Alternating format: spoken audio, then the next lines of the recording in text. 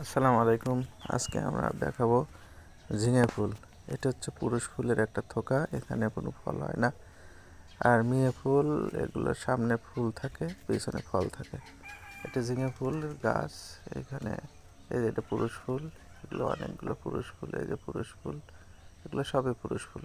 এই যে ছোট ছোট, এই যে ছোট একটা আছে, এটা হচ্ছে মেয়ে ফুল। আমরা একটা মেয়ে ফুল দেখাচ্ছি।